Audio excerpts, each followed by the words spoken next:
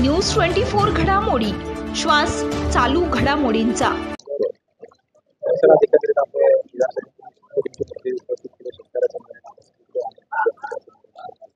आता अर्थसंकल्पावरती चर्चा चालू आहे आणि विधान भवनाच्या सभागृहामध्ये तर त्या चर्चेमध्ये मी पण सहभाग नोंदवला आणि विशेष करून शेतकऱ्यांचं मत मांडलं की दुधाला जो काही बाजारभाव भेटायला पाहिजे प्रति लिटर, शेतकऱ्यांची जी मागणी आहे ते किमान माझ्या मतानुसार 35 रुपयापर्यंत का होईना अशी दुधाला पर लिटर बाजारभाव भेटायला पाहिजे आणि त्याच्यापेक्षा जास्त दिला तर आनंदच आहे। त्याचबरोबर सोयाबीन आहे, कापूस आहे, कांदा आहे, ज्या पिकांनाही जो हमी भाव किंवा बाजारभाव चांगला भेटायला पाहिजे, अनुदान भेटायला पाहिजे।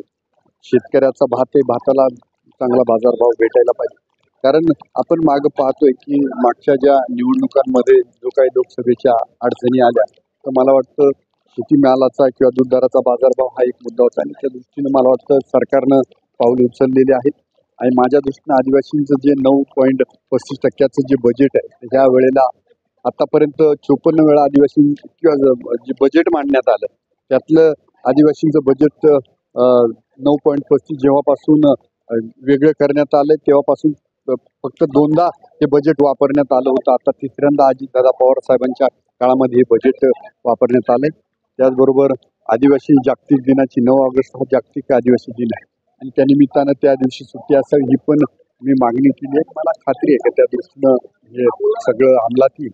सगळ्यात महत्त्वाचं आदरणीय अर्थमंत्री तथा उपमुख्यमंत्री अजितदादा पवार साहेबांनी जी शिंदे सरकारच्या काळातली जी योजना आणलेली आहे ती म्हणजे मुख्यमंत्री लाडकी बहीण योजना। ती मला वाटतं सर्वसामान्य महिलांना सर्वांना न्याय देणारी आहे, कारण गरिबाच्या घरात त्या 3000ची काय किंमत असते या निमित्तानं आपल्याला सगळ्यांना माहीत आहे।